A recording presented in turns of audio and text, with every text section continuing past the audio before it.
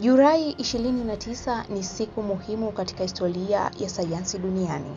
Ni siku ambayo mnamo mwaka 1958 Marekani ilianzisha shirika la masuala ya anga linalofahamika kwa jina la NASA. Shirika ambalo kwa zaidi ya miongo 6 limeongoza safari za binadamu na roboti kwenda angani na kubadilisha uelewa wa dunia kuhusu ulimwengu. Kuanzishwa kwa shirika hili lilikuwa ni jibu la ushindani wa anga za juu kati ya Marekani na Umoja wa Kisovieti baada ya Wasovieti kuzindua satellite ya kwanza duniani mnamo mwaka 1957.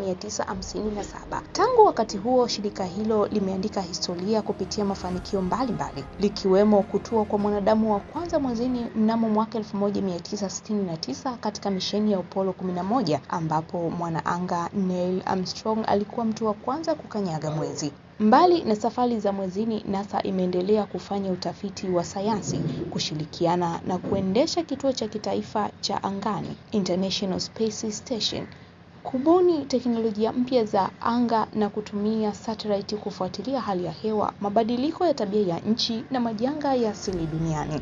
Mwaka huu NASA imeendelea kuvutia dunia kupitia misheni ya Artemis ya pili iliyowashirikisha wanaanga Lady Wiseman, Victor Glover, Christina Koch, Jeremy Hansen. Misheni hiyo ni hatua muhimu katika maandalizi ya kumrudisha binadamu mwezini kwa mara ya kwanza baada ya zaidi ya miaka 50. Huku ikiwa ni msingi wa safari za baadaye kuelekea katika sayari ya Mars.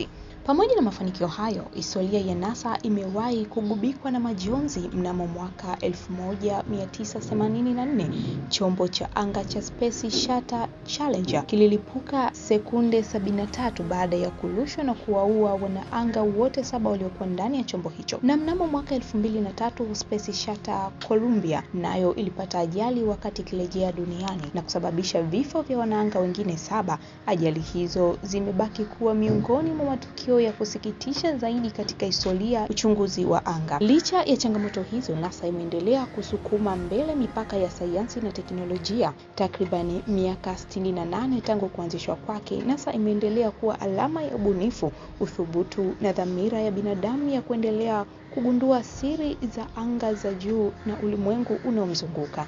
Usiache kufuatilia Kisima cha Uzima Online TV kwa ajili ya kupata makala, taarifa nyingi zaidi. Makala hii imetayarishwa na kusoma kwako nami Naomi Fumbuka.